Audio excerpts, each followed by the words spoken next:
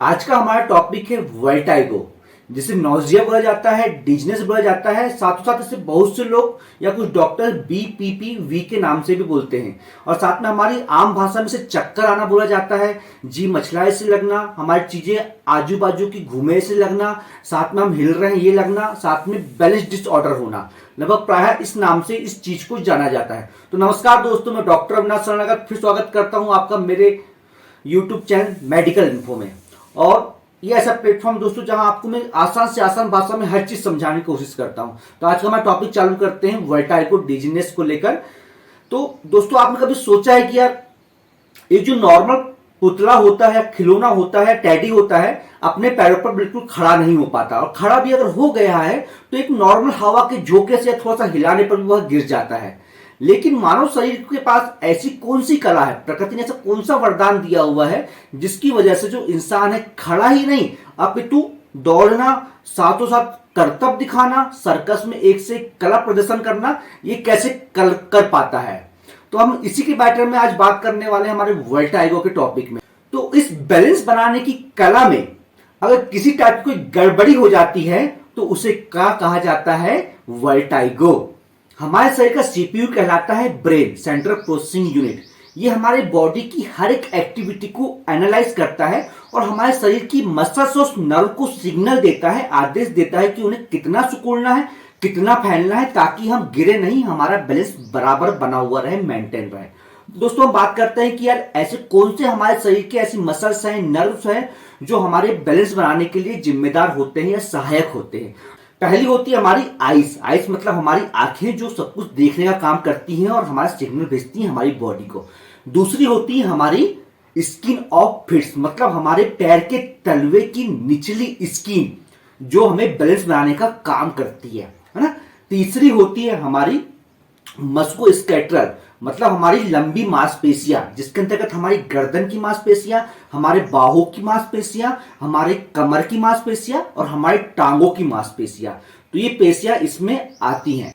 और चौथा में हमारा जो सबसे महत्वपूर्ण होती है हमारी इनर ईयर का, मतलब आंतरिक कान का हमारा वेस्टिकुलर एपरेटस। ये हमारे शरीर में बैलेंस बनाने के लिए सबसे महत्वपूर्ण होता है। इनर ईयर की थोड़ी संरचना को समझते हैं, थोड़ा सा स्लाइड्स के माध्यम से देखिए तो आपको बिल्कुल बहुत अच्छे से समझ में आ जाएगा। हमारे इनर ईयर मतलब हमारे आंतरिक कान के दो भाग होते हैं, जिसे पहला भाग जो होता है हमारा कोक्लिया कहलाता है, मतलब जो सुनने का काम करता है, और दूसरा हमारा होता है वेस्टिबुलर एपरेटस, जिसको मैंने आपको बताया सबसे महत्वपूर्ण होता है हमारा इनर ईयर के अंतर्गत बैलेंस बनाने के लिए। तो ये हमारा दूसरा होता है वेस्टिकुलर एपरेटस। वेस्टिकुलर एपरेटस का काम क्या होता है? बैलेंस बना के रखना। अब इसकी संरचना में थोड़ा सा और अंदर घुसते हैं, है ना, ताकि आपको समझ में आ जाए। तो वेस्टिकुलर जो एपरेटस होता है इसमें 3 ट्यूब्स होती हैं और 2 थैलियां होती हैं, है ना, मतलब 3 ट्यूब्स और 2 पैकेट्स पाए जाते हैं। और जो 3 ट्यूब्स कहलाती हैं उसे सेमी सर्कुलर कैनाल्स कहा जाता है। और सेमी सर्कुलर कैनाल्स का काम क्या होता है? ये हमारे सर की अलग अलग जो मूवमेंट्स होती हैं उसको डिटेक्ट करता है और हमारे ब्रेन को भेजता है, ताकि बैलेंस बना हुआ रहे। और जो बताया हुआ आपको कि इसमें 3 ट्यूब्स और 2 थैलियां पाई जाती हैं, तो 2 थैलियों के नाम होते हैं, पहला न्यूट्रिकल और दूसरा सैक्युला, है ना। तो न्यूट्रिकल और सैक्युला में कैल्शियम के बारीक बारीक क्रिस्टल्स पाए जाते हैं, जो हमारे हिलने डुलने पर या इधर उधर होने पर हिलते रहते हैं। और इस थैली में मौजूद जो हेयर सेल्स होती हैं, है ना, सुनिएगा, जो हेयर सेल्स होती हैं ये सेंसर्स का काम करती हैं और हमारे ब्रेन को बैलेंस नर्व के जरिए सिग्नल भेजती हैं, है ना। यहां तक आपका यहाँ पे कॉन्सेप्ट क्लियर हो गया होगा कि वेस्टिकुलर जो एपरेटस होता है शरीर का तो कितना महत्वपूर्ण होता है, पूरा का पूरा जिम्मेदार होता है बैलेंस बनाने के लिए। तो पूरा पूरा लोचा यहीं पे होता है। जब हमारे बैलेंस सिस्टम का कोई ऑर्गन कुछ गलत सिग्नल ब्रेन को भेज देता है तो वहां ब्रेन कंफ्यूज हो जाता है, मतलब पूरा का पूरा वो कंफ्यूज होता है कि क्या सिग्नल आया है क्या पता। तो उस कंडीशन में ब्रेन जहां कंफ्यूज हुआ, गलत सिग्नल गया, तो परिणाम स्वरूप हमें वर्टाइगो, चक्कर की समस्या हमें क्रिएट होने लगती है। मतलब वर्टाइगो, चक्कर आना किसी टाइप की बीमारी नहीं है, बल्कि हमारे बैलेंस सिस्टम में आई गड़बड़ी का एक परिणाम होता है। किसी टाइप की कोई बीमारी नहीं होती है वर्टाइगो।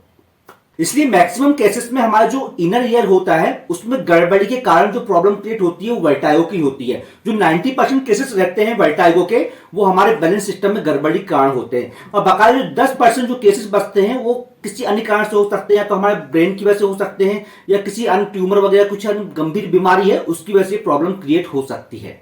अब थोड़ा सा हम अंतर समझ लेते हैं कि वर्टाइगो और डिजीनेस के बीच में क्या अंतर होता है। लगभग वर्टाइगो को डिजीनेस बोलते हैं, लेकिन इसमें कुछ अंतर होता है, तो इसे एक शब्द से नहीं बिल्कुल स्पष्ट किया जा सकता। तो वर्टाइगो में स्पेशली होता क्या है कि जो हमारे बॉडी के जो बैलेंस ऑर्गन होते हैं, हमारे कान, आंख और मसल्स, इन तीनों में से कोई ना किसी में प्रॉब्लम आ जाती है जिसकी वजह से हमें वर्टाइगो क्रिएट होती है। और दूसरा जो डिजीनेस होता है, डिजीनेस का मतलब यह होता है कि आप के आसपास की चीजें आपको घूमी हुई लग रही हैं या फिर आपको ऐसा लग रहा है कि आप खुद ही घूम रहे हैं, तो ये क्या कहलाता है? डिजीनेस। इसको वर्टाइगो नहीं बोला जा सकता। इसी टाइप से जो हमारा होता है बीपीवी, इसको भी हम थोड़ा आगे और समझते हैं इसके वास्तव में होता क्या है, कहलाता क्या है, ये है ना। ये वर्टाइगो नहीं होता है, ये बीपीवी अलग चीज ही होती है। तो वर्टाइगो के दो भाग होते हैं। पहला जो हमारा होता है पेरिफेरल वर्टाइगो कहलाता है, और दूसरा जो हमारा कहलाता है सेंट्रल वर्टाइगो कहलाता है। मतलब हमारी जो बैलेंस की जो डिवाइस होती है हमारे शरीर की, जैसे कि नाक, कान, मसल्स वगैरह, इसमें कोई प्रॉब्लम आ जाती है, इसमें बैलेंस की कोई डिस्टर्बमेंट होता है, तो इसे पेरिफेरल वर्टाइगो कहा जाता है। लेकिन हमारी ब्रेन की समस्या को लेकर, हमारे सेंट्रल नर्वस सिस्टम की समस्या को लेकर, सपोज किसी ब्रेन में किसी टाइप की इंजरी हुई है, किसी टाइप का ट्यूमर हो गया है या सेरेब्रल इंजरी हुई है, तो उसे सेंट्रल वर्टाइगो कहा जाता है। अब थोड़ा जल्दी जल्दी और समझते हैं कि वर्टाइगो की प्रॉब्लम हमें कब क्रिएट होती है।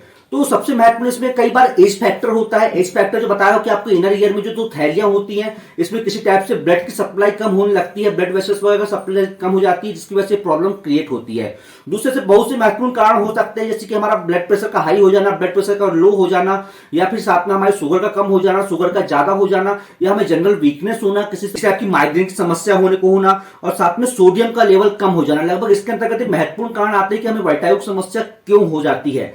तो उसमें और समझते थोड़ा सा डिफरेंशिएट और थोड़ा सा करते हैं। अगर माइग्रेन की दिक्कत है, ब्लड प्रेशर लो या हाई हो रहा है, शुगर कम या ज्यादा हो रहा है, सोडियम का लेवल अगर कम हो रहा है, विटामिन B12 की अगर कमी हो रही है, तो इस केसेस में डिजीनेस की दिक्कत जाती है ना। मतलब ये वर्टाइगो स्पेशली नहीं कहलाता है, ये डिजीनेस कहलाता है। लेकिन वहीं की वहीं अगर सेल्युलर इंजरी हुई है किसी कारण से, या फिर इंटरनल ईयर में इंजरी हुई है, या जो हमारे ड्रम्स जो थैलियां होती हैं इसमें किसी टाइप से कोई प्रॉब्लम आ गई है, तो उस कंडीशन में वर्टाइगो की प्रॉब्लम क्रिएट होती है।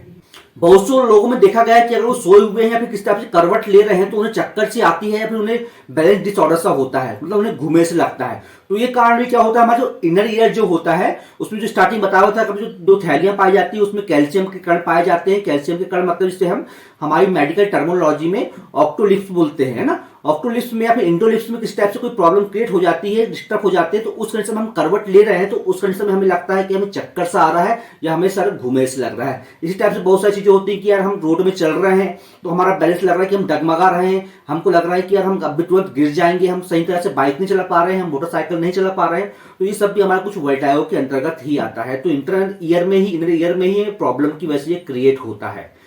एक अगर आप इसका ट्रीटमेंट अच्छे से करवाना चाहते हैं तो आपको जरूरी महत्वपूर्ण ये होता है कि आप सबसे पहले तो कोई अनुभव डॉक्टर से मिलें, या स्पेशली अगर वर्टाइगो डिजीनेस का इलाज करवाना है आपको, तो आपको अगर किसी टाइप का वर्टाइगो, पेरिफेरल वर्टाइगो हुआ है, तो उस कंडीशन में आपको ईएनटी से मिलना पड़ेगा, ईएनटी सर्जन से मिलना पड़ेगा। और वहीं की वहीं आपको अगर सेंट्रल वर्टाइगो हुआ है तो उस कंडीशन में आपको न्यूरोलॉजिस्ट से मिलना पड़ेगा। तो हम प्राइमरी ट्रीटमेंट के तौर पे क्या कर सकते हैं, किसी को वर्टाइगो की प्रॉब्लम हो रही है तो हम घरेलू उपचार के अंतर्गत अगर किसी को दिक्कत जाए तो हम अदरक का रस निकालकर शहद के साथ हम चटा सकते हैं या हम पिला सकते हैं। तो उस कंडीशन में बहुत हद तक अगर प्राइमरी ट्रीटमेंट आपके पास दवाइयां नहीं है तो आप ये ट्रीटमेंट दे सकते हैं। अब थोड़ा जल्दी से और समझते हैं बीपीवी, जो आपको स्टार्टिंग में बोला हुआ था मैंने, आखिर कौन सी बला होती है ना। ये इसको क्या है, बीपीवी जो होता है इसको भी लगभग वर्टाइगो के अंतर्गत बोला जाता है, लेकिन ये बिल्कुल डिफरेंशिएट होता है हमारे वर्टाइगो से। डिजीनेस अलग है, वर्टाइगो अलग है, बीपीवी अलग है। तो हम सबसे पहले हम समझते हैं कि यार बीपीवी का फुल फॉर्म क्या होता है। तो इसका जो फुल फॉर्म होता है बीपीवी का, इससे मिलकर बहुत लंबा चौड़ा फुल फॉर्म होता है इसका होता है बिगिनिंग, मतलब बी फॉर बिनिंग्स, है ना, जिसका मतलब होता है नॉट लाइफ ट्रीटेड, मतलब जिसमें जान का खतरा नहीं होता है। दूसरा होता है हमारा प्रॉक्सिमल मतलब सडन मतलब अचानक। उसके बाद जो पी का मतलब होता है, दूसरी बात जो पी का उसका मतलब होता है पोस्टेरियर, मतलब एसोसिएटेड विथ हेड मूवमेंट, मतलब सर की पोजीशन बदलने पर होने वाला। और वर्टाइगो मतलब वर्टाइगो, चक्कर आना, है ना। तो बीपीवी जो बना हुआ है हमारा, चक्कर आना मतलब करवट लेने पर, बिस्तर में लेटने पर, या सिर हिलाने पर, बिस्तर से उठने पर, सिर घुमाने पर, या सिर पीछे करने पर जो प्रॉब्लम क्रिएट होती है, ये हमारी कहलाती है बीपीपीवी, है ना। बीपीपीवी, इसको नोट डाउन कर सकते हैं, हमें स्क्रीन में दिखा भी दिया है मैंने, है ना। और बीपीवी में क्या नहीं होता है, इस चीज को हम थोड़ा और समझ लेते हैं कि इसमें क्या नहीं होता है। तो इसमें लगातार चक्कर आना बिल्कुल नहीं होता कि बहुत देर तक हमें चक्कर ही चक्कर कंटिन्यू आ रहे हैं, कुछ देर के चक्कर आते हैं फिर आपका बंद हो जाते हैं करवट लेने पर या इस कंडीशन में, बस हो गया, से ज्यादा कुछ नहीं। हल्का सिर दर्द बिल्कुल नहीं होता है, या ज्यादा सिर दर्द बिल्कुल नहीं होता है, बोलने में फर्क बिल्कुल नहीं होता है, सुनने में किसी तरह की कोई कमी नहीं होती है, कान में जो पी की आवाज आती है फिर कान बजते हैं, ये बिल्कुल भी नहीं होता है। तो दोस्तों मैंने तीनों डिफरेंशिएट बताया मैंने आपको, वर्टाइगो में, डिजीनेस में और बीपीवीवी में। तो आपको ये हो कि आपको समझ में आ ही गया होगा। अब थोड़ा शॉर्ट में और समझ लेते हैं कि इसके लिए हम क्या ट्रीटमेंट दे सकते हैं अगर वर्टाइगो डिजीनेस की प्रॉब्लम क्रिएट हुई है। तो उसके लिए जो फर्स्ट टाइम ट्रीटमेंट होता है, जो एक ही ट्रीटमेंट होता है। सबसे पहले आप स्टेबिलिटी की टैबलेट जो एमडी होती है, इसकी टैबलेट आप दे सकते हैं पेशेंट को, लेकिन ये भी आपको डॉक्टर की सलाह से ही, किसी अनुभवी डॉक्टर की सलाह से ही आपको देना है, सेल्फ मेडिकेशन से बिल्कुल नहीं करना है। साथ में इसका जो ट्रीटमेंट होता है हमारा बीटा हिस्टीन का होता है, जो 8 mg, 16 mg, 24 mg तक लगभग पेशेंट की जरूरत के हिसाब से ये दिया जाता है। तो लगभग इतना देने पर लगभग पेशेंट को आराम मिल जाता है। अगर कुछ प्रॉब्लम क्रिएट हो रही है, उल्टी हो रही है, तो उस कंडीशन में आप अदरक का रस वगैरह दे सकते हैं प्राइमरी ट्रीटमेंट पे। और साथ साथ आपको अगर जरूरत पड़ती है तो आपको मेडिसिन की, तो आपको हो सकता है कि एंटी इमेटिक ड्रग देने की जरूरत पड़े आपको, ऑन्डेंसेट्रॉन वगैरह होती है, तो उस कंडीशन में आप दे सकते हैं। या कुछ और दिक्कत जाती है आपको कि सपोज कुछ विटामिन B12 की कमी हो गई है, फॉलिक एसिड की कमी हो गई है, ब्लड प्रेशर लो या हाई हो गया है, या शुगर कम या ज्यादा हो गया, तो इस मेडिसिन डॉक्टर आपको देगा ताकि आपको कंप्लीट रिस्पॉन्स मिल सके, है ना। लेकिन इस चीज को बिल्कुल समझिए, कोई बीमारी बिल्कुल नहीं है, ये बैलेंस सिस्टम में गड़बड़ी जो आती है उसकी वजह से प्रॉब्लम क्रिएट होती है। इसमें बिल्कुल डरने की बिल्कुल आवश्यकता नहीं है, बिल्कुल अच्छे डॉक्टर से इलाज करवाइए, आपको बिल्कुल अच्छा आराम मिलेगा। तो दोस्तों कैसा लगा आपको आज का वीडियो, मुझे कमेंट्स बॉक्स में जरूर बताइएगा, और लोग की जानकारी के लिए इसको शेयर जरूर कीजिए, और आपने मेरे चैनल को सब्सक्राइब नहीं किया तो प्लीज सब्सक्राइब जरूर कर लीजिए।